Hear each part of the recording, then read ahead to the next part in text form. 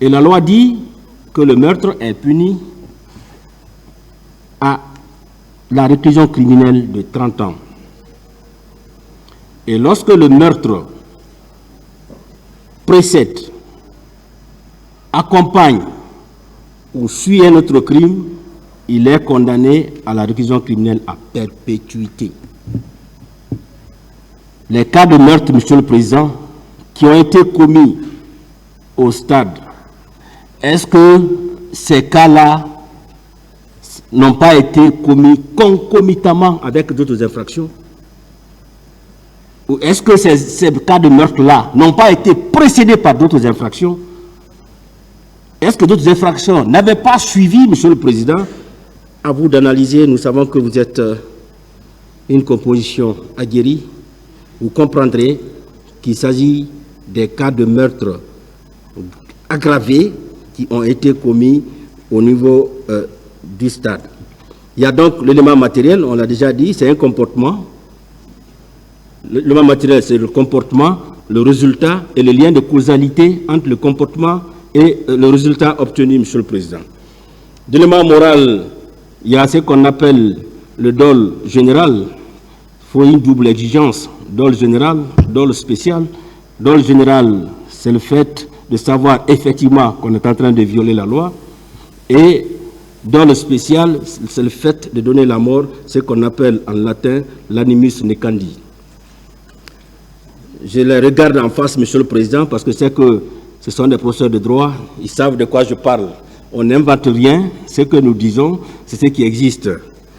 Bien, Monsieur le Président. Également, on l'a dit tout à l'heure, qu'il peut arriver, lorsque le meurtre est donc commis dans les cas que je viens de citer, il va s'appeler meurtre aggravé, et la peine qui doit être infligée, c'est la peine de réclusion criminelle à perpétuité. Monsieur le Président, également, il y a eu des cas de viol, plusieurs cas de viol, et autres formes de violence et agressions sexuelles qui ont été commis au stade.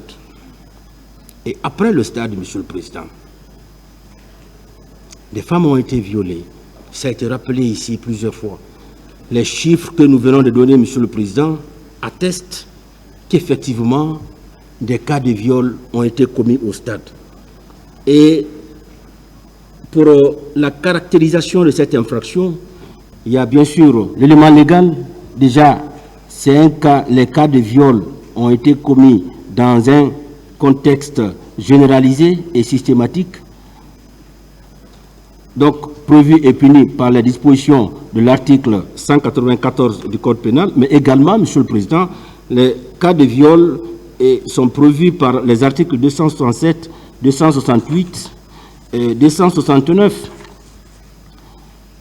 du Code pénal guinéen. Et lorsque ces cas, Monsieur le Président, ont entraîné par exemple la mort de la victime, ou que ces cas de viol ont été perpétrés sur la personne sur une personne vulnérable, Monsieur le Président, naturellement le cas peut être aggravé, et lorsque ça a entraîné la mort, la peine qui doit être prononcée, c'est bien sûr la peine de mort.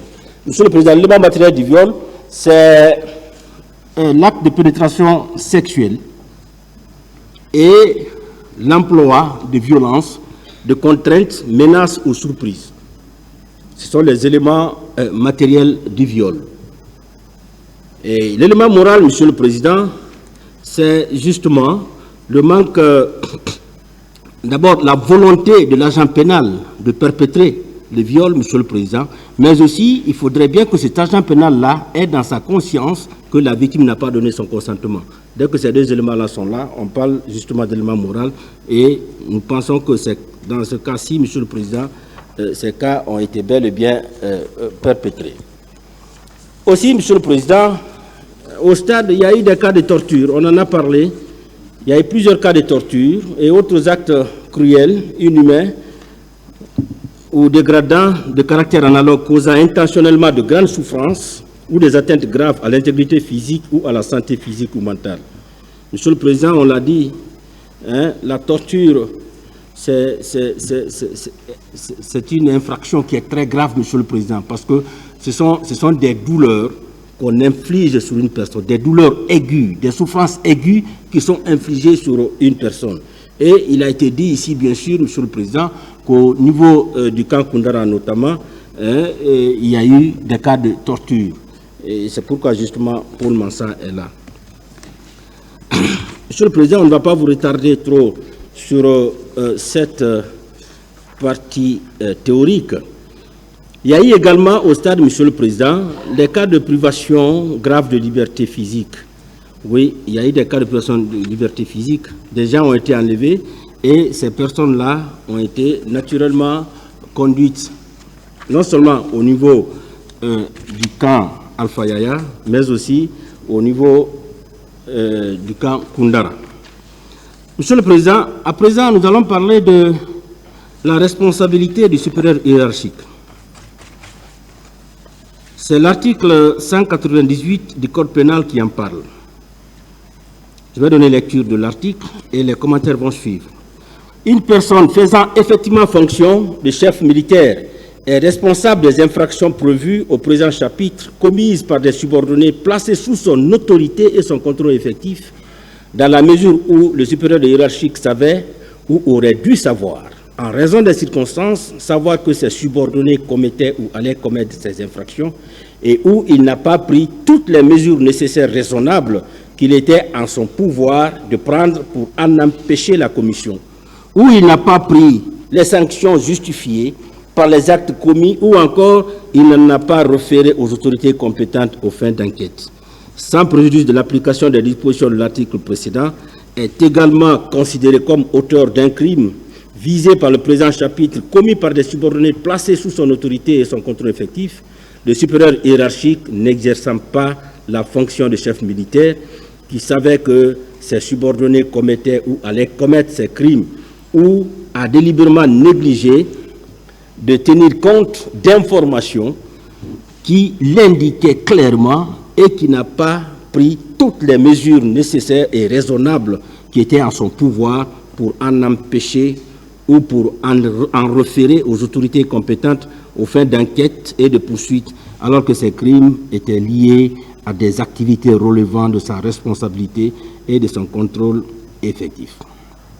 Monsieur le Président, la lecture de cet article nous permet de comprendre que nous sommes en face d'un cas de responsabilité de commandement, un cas de responsabilité du supérieur hiérarchique.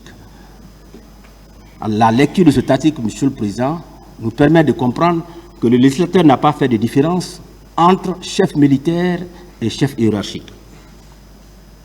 Tous ceux qui sont là, Monsieur le Président, sont tous, d'une manière ou d'une autre, des chefs militaires ou des chefs hiérarchiques. Et pour comprendre cette... Monsieur le Président, pour comprendre ce cas de responsabilité du supérieur hiérarchique, le juge doit d'abord s'intéresser à quoi? Il doit s'intéresser à la relation de supériorité hiérarchique. Est-ce qu'il y a un lien qui existe entre le supérieur et le subordonné? Le juge doit chercher à se poser cette question. Et une fois que la question est répondue, le juge va s'intéresser à quoi?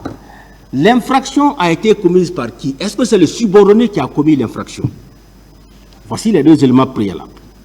Dès que vous réussissez, Monsieur le Président, à répondre à ces deux questions, vous comprendrez aisément que vous êtes en face, ou bien vous avez en face un cas de responsabilité du supérieur hiérarchique. Et après avoir déterminé ces deux éléments, Monsieur le Président, vous allez encore, bien sûr, sur la base de la lecture dont je viens de donner, le supérieur hiérarchique avait, au moment de la commission des infractions commises, est-ce qu'au moment où se commettaient ces infractions-là, Monsieur le Président, le supérieur avait une autorité ou un contrôle effectif sur le subordonné? Dès que vous vous rendrez compte, effectivement, qu'au moment où le subordonné allait commettre les infractions, le supérieur avait une autorité sur lui, le supérieur avait naturellement un contrôle effectif sur lui, vous comprendrez que vous êtes en face d'un cas de responsabilité du supérieur hiérarchique. Et également, Monsieur le Président, vous vous intéresserez à quoi? La loi dit que le supérieur hiérarchique savait ou aurait dû savoir, ou aurait dû, en raison des circonstances, savoir que ses subordonnés commettaient ou allaient commettre ces infractions. Monsieur le Président, ceux-là qui sont là, est-ce qu'ils ne savaient pas qu'il y aurait eu ces massacres-là? Est-ce qu'ils pouvaient l'ignorer? Est-ce qu'ils ne savaient pas qu'il y aurait eu un meeting ce jour-là et que les gens-là qui sont allés perpétrer ces massacres-là, est-ce que ces personnes-là n'ont pas séjourné au camp avant d'y être? Et également, la garde présidentielle, Monsieur le Président. Comment cette garde-là a pu sortir pour se retrouver au stade? C'est parce que simplement, la garde-là savait que c'était une population civile qui s'y trouvait et quand elle est arrivée, Monsieur le Président, elle a justement perpétré ces faits-là. Aussi, vous allez également vous allez répondre à cette question. Est-ce que le supérieur hiérarchique avait pris toutes les mesures nécessaires et raisonnables qu'il était en son pouvoir de prendre pour en empêcher la commission? Qu'est-ce que ces gens-là ont fait, Monsieur le Président, pour éviter ces massacres-là? Absolument rien. L'accusé Dadis a dit qu'il n'a envoyé personne. M. Blaise Goumou, lui, là, il a détalé. Quand il a vu les Toumba arriver, il a détalé, il est parti. Toumba viendra nous dire, oui, j'ai sauvé les leaders. Mais nous savons, il a sauvé les leaders. C'était pour ne pas que leur pouvoir, parce qu'il savait que si on touchait un seul cheveu de ces leaders là-bas, Monsieur le Président, ça allait être la catastrophe. Donc il fallait sauver ces leaders-là pour ne pas qu'ils tombent sous le coup des balles. Marcel, Monsieur le Président, Marcel Guilavogui, le transhumant qui est passé 2 fois devant nous, la deuxième fois on lui pose la question, où tu avais garé ton véhicule? Ah, 80 mètres, je ne sais même pas. Monsieur le Président, vous venez au stade, vous ne savez même pas où vous avez garé votre véhicule. Alors qu'il a été déjà dit, effectivement, que c'est un des patrons de tout ce qui est arrivé au stade. Monsieur le Président, quand vous répondrez à cette question, vous allez également voir, est-ce que des sanctions ont été entreprises? Est-ce que des sanctions ont été entreprises après les faits? Rien. Personne n'a été sanctionné. Personne n'a été arrêté, Monsieur le Président. Au contraire, ils ont tous connu des avancements le 2 novembre. On s'est précipité, on les a avancés. Chacun a eu des grades, comme pour les féliciter, par rapport à ce qui est arrivé au stade, Monsieur le Président. Quand vous répondrez à cette question, vous répondrez à une dernière question, Monsieur le Président. Est-ce que le supérieur hiérarchique en a référé aux autorités compétentes, aux faits d'enquête? Je sais qu'on va venir se taper la poitrine, Monsieur le Président, pour dire qu'on a mis en place une commission d'enquête. J'ai dit tout à l'heure qu'on a des reproches à faire par rapport au rapport qui est sorti de cette commission-là. Et lorsque vous lisez ce rapport-là, Monsieur le Président, le rapport de la commission d'enquête nationale, à la page 5, le paragraphe 5 de la page 3, il est dit ceci: l'ordre des avocats, la chambre des notaires, la chambre des huissiers, les forces vives, les représentants des syndicats et organisations de la société civile et les organisations de défense des droits de l'homme, pour des raisons qui leur sont propres, n'ont pas envoyé de représentants à la commission. Ça veut dire, Monsieur le Président, que les avocats ont été contactés, puisqu'ils n'ont pas confiance en cette commission-là. Ils ont refusé d'envoyer des représentants. Ils ne peuvent pas venir invoquer ça devant vous ici, Monsieur le Président. Ils ont été invités à prendre part aux travaux de la commission. Ils ont refusé d'y aller. C'est ressorti dans le rapport. Ils ne viendront pas nous parler de ce rapport-là ici, Monsieur le Président. Vous n'allez pas les écouter. Parce que tout simplement, eux-mêmes n'ont pas eu confiance en cette commission-là, qui a produit un rapport, Monsieur le Président, qui laisse à désirer parce que, également, le rapport-là ne mentionne même pas le contenu des auditions des 4 chauffeurs du train militaire. Les 4 chauffeurs qui avaient transporté les corps, Monsieur le Président. Général Sango est venu nous dire ici qu'il avait mis ces 4 chauffeurs-là à la disposition de la commission. Mais quand vous lisez le rapport de la commission, vous ne verrez pas une seule audition de ces chauffeurs-là. Pourquoi on a soustrait les auditions, Monsieur le Président? Est-ce qu'on peut donner un crédit à ce rapport-là? Je pense que vous ne le ferez pas, Monsieur le Président. Vous allez écarter ce rapport-là. Parce qu'on vous dira qu'on a créé une commission, hein, puisque la loi dit qu'il faut en référer aux autorités compétentes. On crée une commission d'enquête là où il n'y a même pas d'enquêteur. On dit autorité compétente. Comment vous pouvez créer une commission d'enquête? Il n'y a pas d'enquêteur, il n'y a pas de policier, il n'y a pas de gendarme. Vous mettez les gens de la société civile pour faire des enquêtes. Qu'est-ce qu'ils ont appris en la matière? Vous prenez des huissiers pour faire des enquêtes. Qu'est-ce qu'ils vont produire comme travail? Et voici le résultat. Ça ne peut pas nous profiter. Donc, qu'on ne s'abrite pas derrière cette commission-là. Aussi, Monsieur le Président, cette commission, comme on l'avait écouté ici d'ailleurs, dans les audios, cette commission n'a pas osé faire venir le capitaine Dadis. On dit non, non, on ne peut pas le faire venir ici. On vous confie un travail. Celui qui vous a confié le travail, vous ne pouvez pas l'appeler pour qu'il vienne s'expliquer. Il voulait même se rendre dans la présidence là-bas pour aller l'entendre là-bas, Monsieur le Président. Qu'est-ce que ça allait donner? On a écouté ça ici dans les audios, Monsieur le Président. Aussi, quand vous lisez le rapport, la conclusion, on vous dit le seul responsable, c'est Toumba et ses hommes. Point. Aucune autre responsabilité n'est retenue. Vous lisez le rapport, Monsieur le Président, du début à la fin. La dernière phrase, c'est ça. C'est Toumba et ses hommes. Personne d'autre. Donc, ce rapport-là, Monsieur le Président, qu'on ne vienne pas vous dire ici qu'on a mis en place une commission d'enquête. Cette commission-là d'enquête, Monsieur le Président, n'avait pas sa raison d'être parce que, simplement, elle n'a pas rempli toutes les conditions. Aussi, Monsieur le Président, ce qu'il faut comprendre en matière de responsabilité du supérieur hiérarchique, c'est que le président Dadis dit « Non, moi je n'ai donné d'ordre à personne, je n'ai envoyé personne. » Et c'est là où il y a infraction. Quand vous vous arrêtez pour dire « Je n'ai envoyé personne, je n'ai donné d'ordre à personne », c'est là où il y a infraction. Parce que la responsabilité de commandement, on sanctionne quoi? L'omission. La commission, mais aussi l'omission ou la négligence. Vous avez été informé.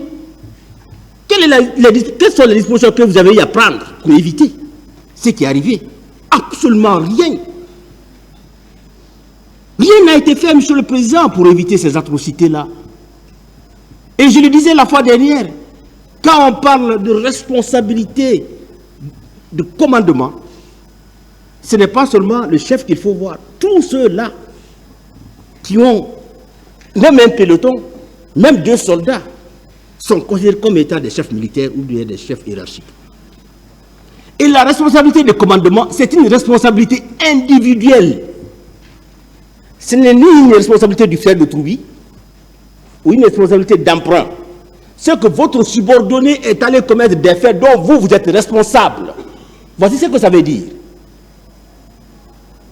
Donc, il ne s'agit pas de dire « Non, écoutez, je n'ai envoyé personne. Non, d'ailleurs, j'étais... » Alors que, Monsieur le Président, on va en parler tout à l'heure, presque chacun d'eux était sur le terrain.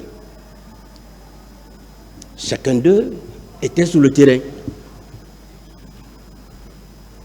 Parce que si vous prenez, par exemple, le cas de M. Dadis, c'est un des éminents avocats qui nous a raconté ça ici. Comment il a utilisé l'issue de secours. Comment il s'est fait transporter dans un véhicule banalisé par PIVI. Comment il s'est retrouvé à Marokana. Ça a été dit ici par un conseil, par un des avocats de la défense. Pour aller savoir réellement, à partir de Marokana, qu'est-ce qui se passait au stade. Aussi, Marcel est venu nous dire ici, effectivement, le président Dadis était sorti.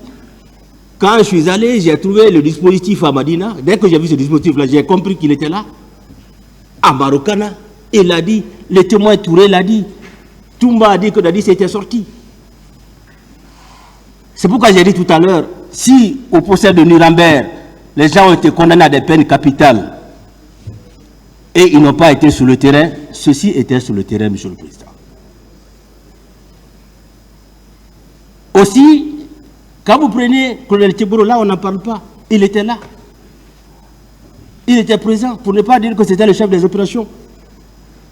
Toutes les victimes presque qui sont passées ici ont parlé de lui. Et lui-même, au cours de son interrogatoire, il a dit qu'au moment où le président Dadis appelait Sidia, le président Sidia, il était à côté. Ça a été dit ici, monsieur le président. Il a dit au cours de son interrogatoire, même si devant vous, justement, il n'a pas reconnu. Monsieur le président, voici ce qu'on pouvait dire par rapport à la responsabilité de commandement, parce qu'il faut aussi comprendre qu'il s'agit d'une entreprise criminelle commune. C'est une entreprise criminelle commune. Et lorsqu'on parle d'entreprise criminelle commune, monsieur le président, il y a souvent deux camps. Le premier camp utilise son savoir-faire. C'est-à-dire les plus doués, les plus intelligents se retrouvent pour concevoir. Ces massacres-là ont été conçus. Et il y a un autre groupe qui est là, qui doit exécuter ce qui a été conçu. Et il faut que les deux-là se complètent pour que le projet commun qui a été planifié, qui a été monté, puisse être réalisé. Et ce qui est arrivé. Il y a un groupe, monsieur le président, qui a planifié ces massacres-là. Il y a un autre groupe qui s'est rendu sur le terrain. Et lorsqu'ils ont planifié ces massacres-là, monsieur le président, ils se sont dit, on ne va pas se limiter à ça. Il faut qu'on aille voir clairement ce qui se passe là-bas. C'est ça la vérité, monsieur le président. Et c'est ce qui va nous amener dans l'imputabilité. On en a parlé tout à l'heure. L'imputabilité, monsieur le président, c'est le fait d'attribuer la responsabilité d'un fait à une personne. Une personne qui a agi en pleine connaissance des causes, monsieur le président, c'est de lui faire comprendre qu'effectivement, elle a commis des faits qui sont prévus et punis par la loi. Monsieur le président, je ne vais plus revenir sur tout ce que mon éminent collègue a eu à dire, mais par rapport à cette imputabilité, vous retiendrez par rapport au président Dadis qu'effectivement, il était informé que le meeting allait se tenir. Aussi, monsieur le président, il n'a pas empêché, il n'a rien fait pour que ce meeting-là ne soit pas reprimé. Au contraire, il l'a planifié. Il ne s'est pas limité à la planification. Il s'est rendu sur le terrain. Il ne s'est pas limité à ça, monsieur le président. Il n'a pris aucune disposition pour ne pas que ces massacres-là soient perpétrés. Il n'a pas empêché. Il est revenu, monsieur le président, et tranquillement, il n'a mis en place, il n'a saisi aucune autorité compétente pour mener des enquêtes, parce qu'on avait des services de police en ce moment qui sont spécialisés dans les enquêtes. Ces services-là n'ont pas été saisis. Il a fallu du temps. Il a fallu que la Guinée soit soumise à des sanctions, monsieur le président, pour que nous pensions mettre en place une commission sérieuse, monsieur le président, afin que justement le travail soit fait. Et c'est en ce moment précis que le procureur général a été amené à prendre un réquisitoire pour saisir un pôle de juge d'instruction. Aussi, monsieur le président, il n'a pas sanctionné, aucune sanction. Il savait ceux-là qui ont été au stade. Il n'a pris aucune sanction contre eux. Donc, il tombe inéluctablement sous le coup de la loi. Par rapport à M. Tebro, monsieur le président, je dirais qu'il a pris part à la réunion préparatoire, parce qu'il était à la présidence la nuit. Et une réunion s'est tenue à la présidence au cours de cette nuit-là, monsieur le président, de 23h à 4h du matin. Et c'est au cours de cette réunion que les faits qui ont été perpétrés ont été planifiés, monsieur le président. Ça s'est fait. Konatebo donc était présent sur les lieux. Aussi, il était physiquement au stade. C'est lui-même qui l'a dit. Au moins à 3 reprises, monsieur le président, il s'est rendu au stade. Également, malgré qu'il menait souvent des enquêtes, il n'a interpellé personne. En tout cas, dans le cadre de ces massacres-là, personne n'a été interpellé par son service comme étant auteur ou présumé auteur des faits. Aussi, Monsieur le Président, il était au courant de tout. Tout ce qui se passait au sein de la présidence, Colonel Tchebro était au courant. Et il dirigeait aussi des hommes. Donc c'était véritablement un chef militaire. Colonel Blaise Goumou,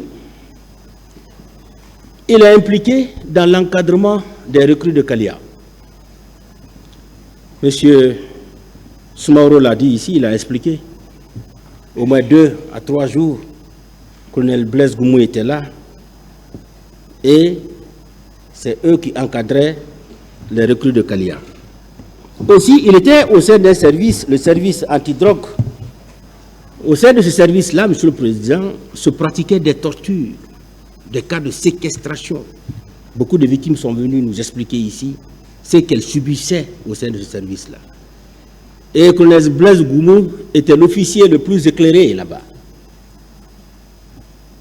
Donc, tout ce qui se passait là-bas, Monsieur le Président, il était bel et bien au courant. Aussi, il était au stade, lorsque Toumba arrivait avec son équipe, il n'a absolument rien fait, malgré qu'il avait une équipe. C'est lui qui a dit qu'il avait une équipe de 6 hommes. Il savait que ces gens-là n'étaient pas venus pour caresser les manifestants. Il savait que ces gens-là étaient venus pour les tuer. Il n'a rien fait. Il dit qu'il a eu peur, il a détalé.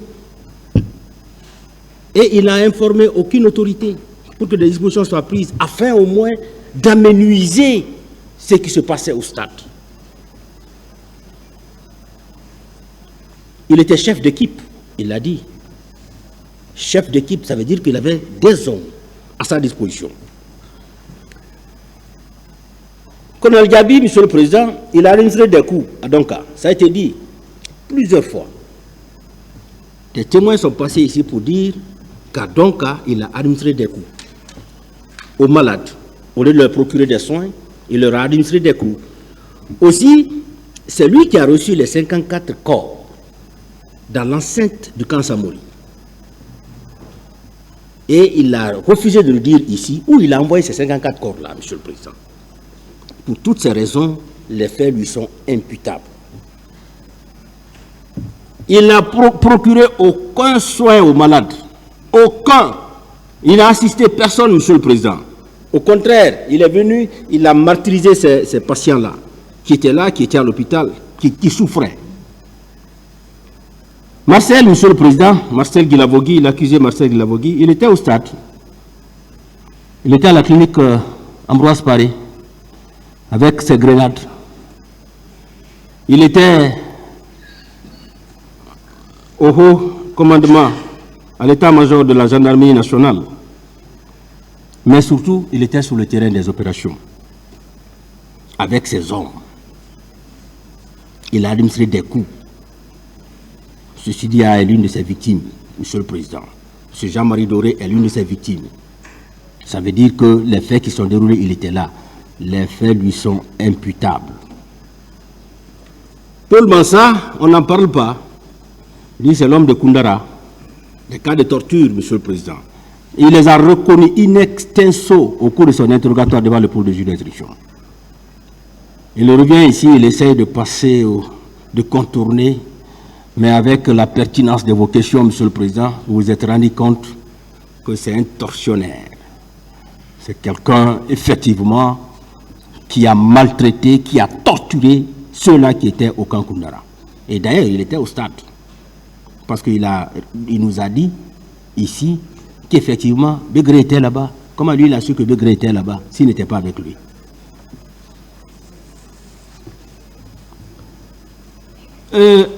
Monsieur Toumba, voilà. Monsieur Toumba, Monsieur le Président, celui qui a proposé Begré pour qu'il soit commandant du camp Koundara. Il savait que Begré n'avait aucune formation. Il savait que Begré n'était que sergent. Donc l'arme de Begré, c'était la violence. Toumba savait. Pourquoi vous prenez un cadre subalterne qui n'a aucune formation préalable? Vous faites de lui commandant d'un camp. Voyez ce qui est arrivé là-bas. C'est parce qu'il n'a aucune formation. Donc, ça veut dire qu'il n'est pas loin des faits qui sont arrivés. Parce que c'est lui qui a choisi, c'est lui-même qui a dit ici que c'est lui qui a proposé Begré. Et Begré a été nommé par un acte du président Dadis. Donc, on ne peut pas le soustraire complètement des faits qui ont été perpétrés au camp Koundara. Aussi, Monsieur le Président, c'était lui le chef de la garde présidentielle. Et on est tous d'accord ici que c'est la garde présidentielle qui s'est rendue au stade. Ça veut dire qu'il avait une autorité sur cette garde-là. Les hommes qui étaient là-bas, Marcel et son groupe qui étaient là-bas, Toumba avait une autorité sur ceci. Il nous a expliqué ici ses exploits. Comment il réussissait à effacer Colonel Tebro et reprendre sa place. Il nous a expliqué tout ça. Ça veut dire que c'est quelqu'un qui était craint. Ces jours-là, il pouvait dire à Marcel que les gens, même s'ils n'étaient pas suivis, c'est-à-dire ceux qui disaient n'étaient pas suivis, immédiatement défaits, mais il pouvait dire à Marcel, écoutez, ne faites pas ça. Que les gens l'entendent en train de le dire, mais il n'a pas dit. Qu'est-ce qu'il a fait alors pour que le massacre-là soit évité? Il vous dira, oui, j'ai sauvé des leaders, c'est vrai, mais je l'ai dit, il était obligé de sauver des leaders parce que tout simplement, si quelque chose arrivait à un leader là-bas, c'était fatal pour leur pouvoir. Donc il fallait sauver, il fallait soustraire les leaders. Les autres là, les menus frétins, et ils pouvaient trouver la mort. Sans problème, on pouvait arranger après. Donc c'est pourquoi nous disons, ici, au niveau du parquet, qu'il n'est pas complètement étranger aux faits qui sont commis. Aussi, aucune sanction n'a été entreprise à son niveau. Malgré qu'il avait une autorité sur ces gens, aucune sanction, Monsieur le Président. Et mieux, il était constamment avec le président Dadis. Avant, pendant, après les massacres. Donc, témoin oculaire de tout ce qui se passait. Il ne peut pas nous dire, Monsieur le Président, encore une fois, qu'il est complètement étranger aux faits qui ont été perpétrés. Mieux, c'est pourquoi quelqu'un a dit que le profit qu'on a eu de la fissure entre la défense, la réconciliation ne peut pas effacer. Un des avocats de la défense nous a exhibé ici un acte signé par l'accusé Toumba.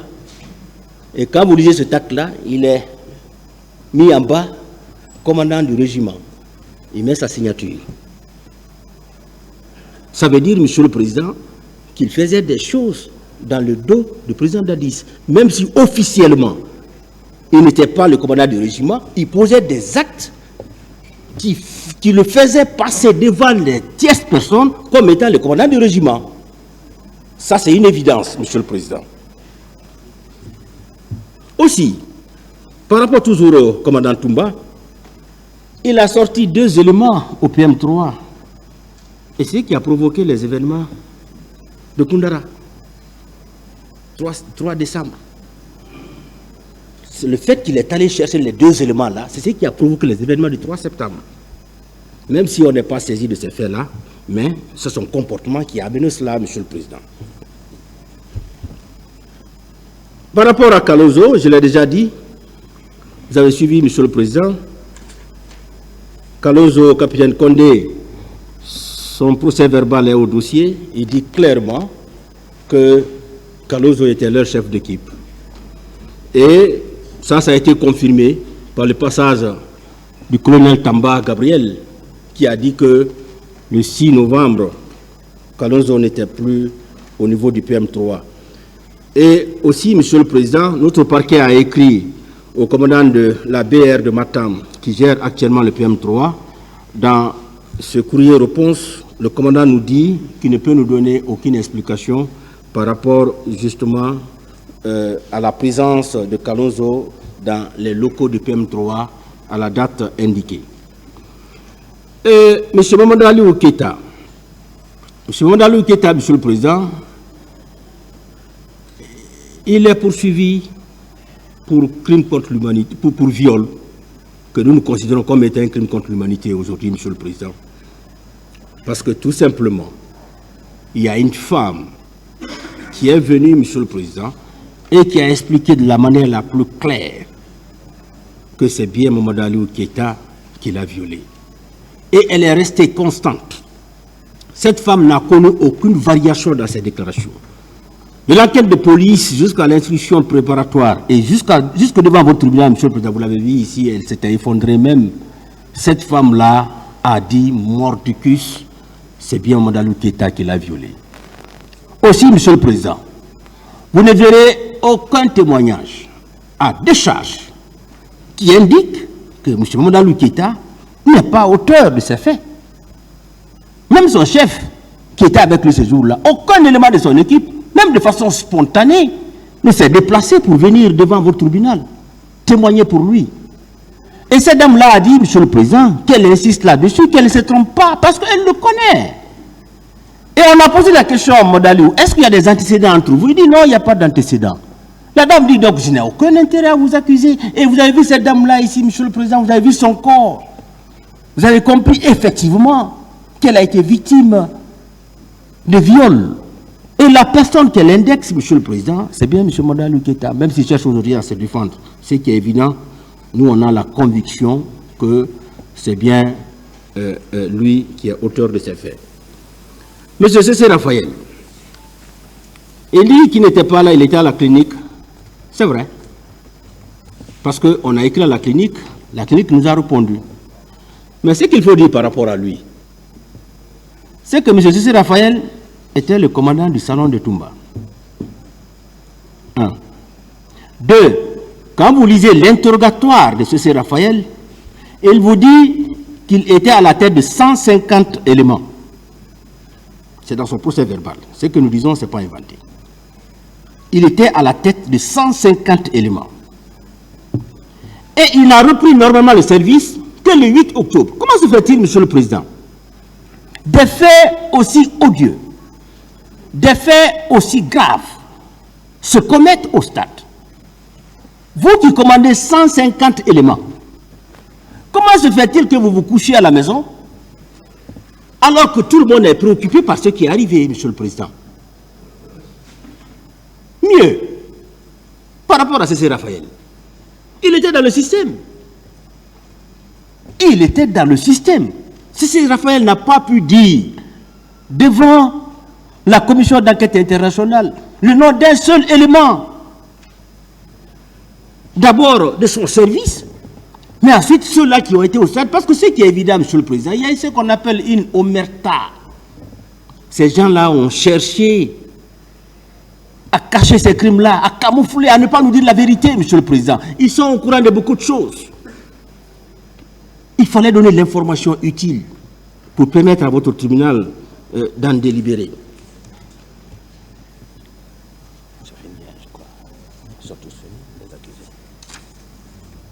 J'ai parlé de tout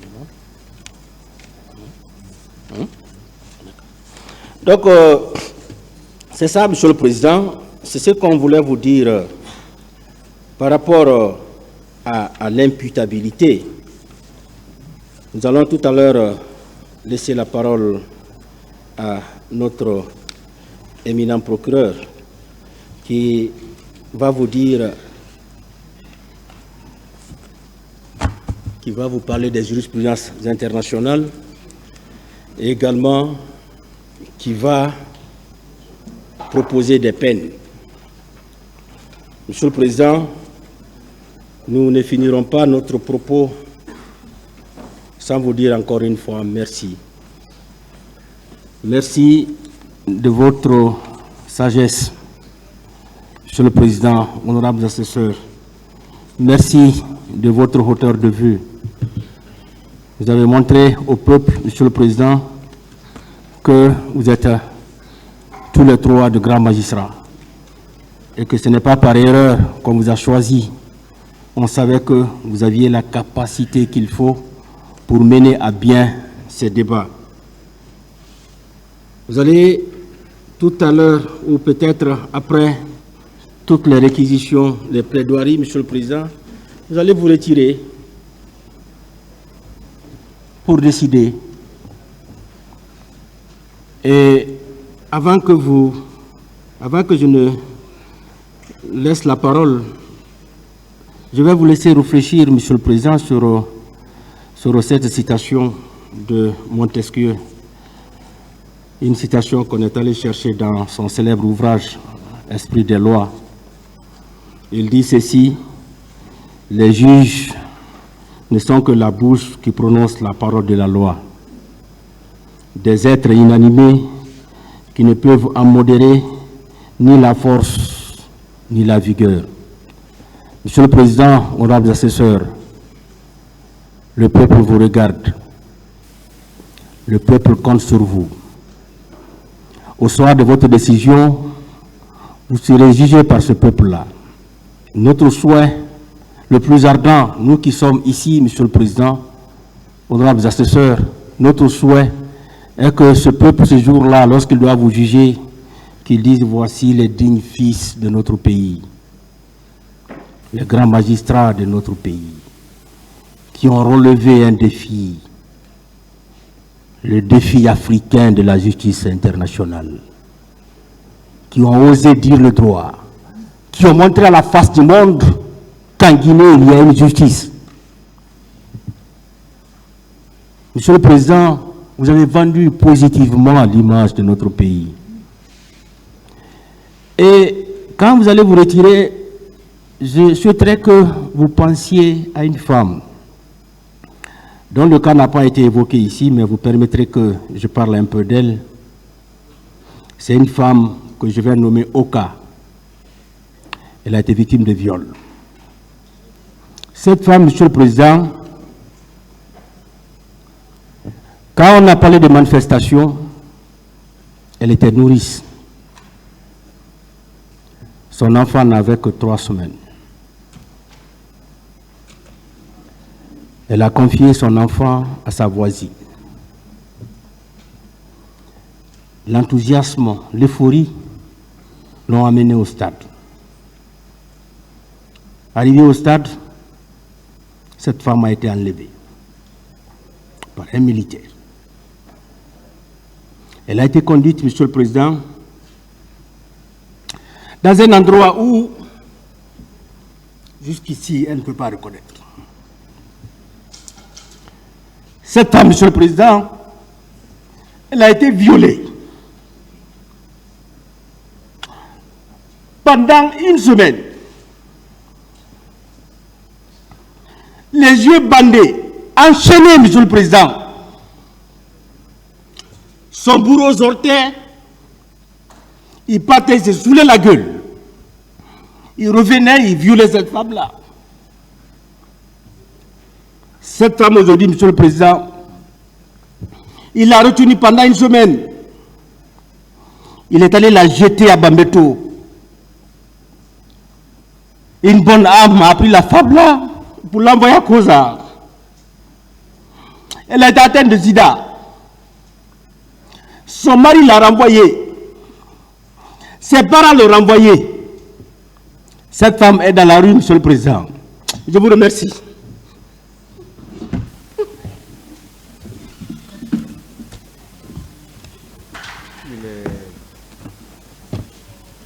Est-ce que vous souhaitez continuer ou vous voulez revenir après la pause? Après la pause, Monsieur le Président, si vous te permettez. L'audience est suspendue alors.